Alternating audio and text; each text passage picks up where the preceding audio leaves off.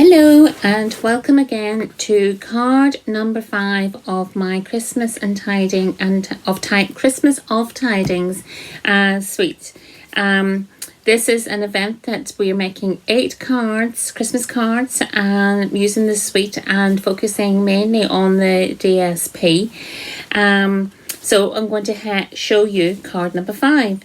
So this is a great card for using up your DSP. As you know, the DSP in this suite is 6x6 and there's 48 sheets in the pack. So this is a great way of using up your DSP.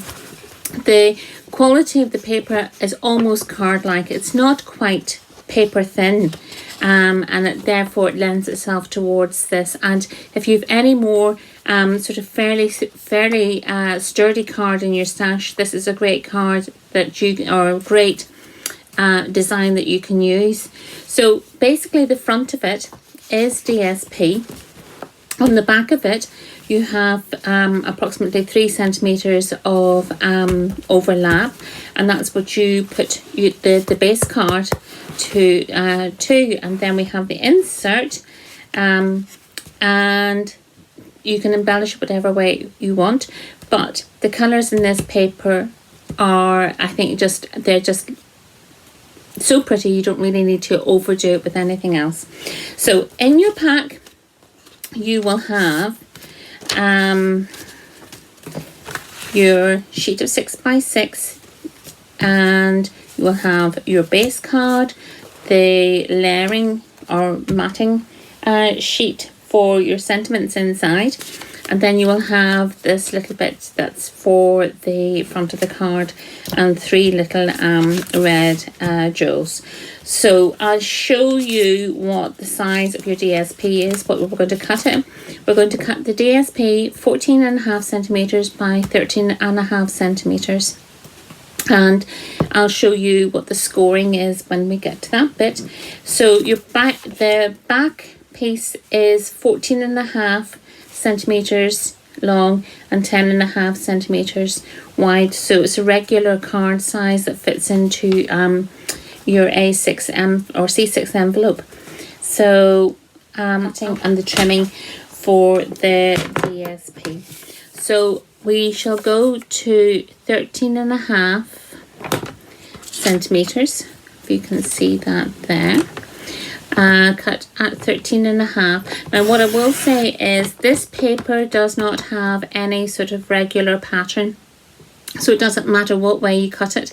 It will matter if you have got a pattern that's running horizontally or vertically, whatever, but this paper it really doesn't matter. So that's 13.5 wide, and we're going to go 14.5 long. Okay, and then when we go back to the 13.5. I want to score this. Now I'm going to score this on this side here, and I'm going to go to 2.9 rather than the full 3, because when you're turning the corner as such with your paper, it does take a little bit of measurement away from you. So I'm going to go to 2.9 and score. Now don't lean too heavily, although this paper won't tear, but if you have lighter weight paper then it will tear if you score too heavily. And we'll just give that a little burnish with the foam folder. So what we want to do is we want to line up the back with the 2 front corners and make sure that it is nice and square. And then we're going to add some glue to this side. So I'm just going to add some glue. And again, don't use too much because you don't want to soak your paper. This, as I said before, this is a great way of using up a stash of DSP. And if you have paper like I have paper, you know that you could do something with it rather than just keeping it and stroking at it and looking at it. So that's your card made. What I like about this is it's showcasing, or it shows off both sides of beautiful paper. We all have sheets of paper that we like the 2 sides, and we don't know what side is going to be, it seems a shame to cover up one side. So this shows the two sides, and that's your card. So we're going to stamp before we adhere to the bag. So I'm going to stamp with soft succulent, which is the same as the base card, and I think I will just go for this one. Wishing you a joyful Christmas, and because the camera is right directly over the top of me, I'm hoping that it will go on nice and straight. So there we go. Okay, and we'll just add this to the back of the card now, and then we can decorate the front of it.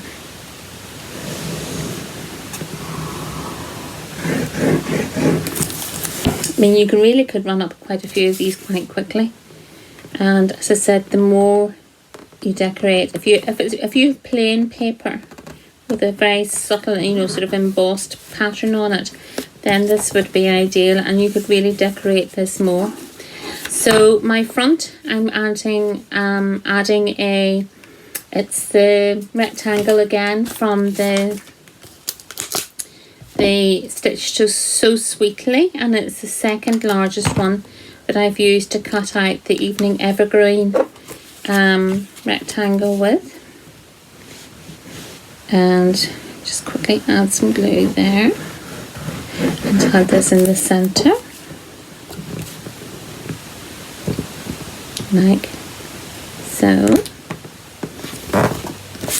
Okay, so we're just going to take the white card for the front of it, and I'm going to stamp the may your days be merry and bright in soft succulent, and some sprigs that are in the stamp set. This is what I love about this set. It's got a little bit of everything, and I'm just going to stamp that on, and maybe one up in this other corner as well.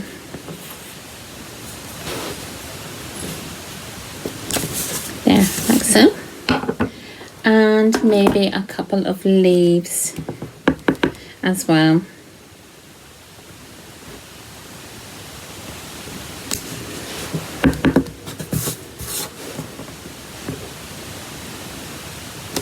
Like so. Maybe a couple on this side.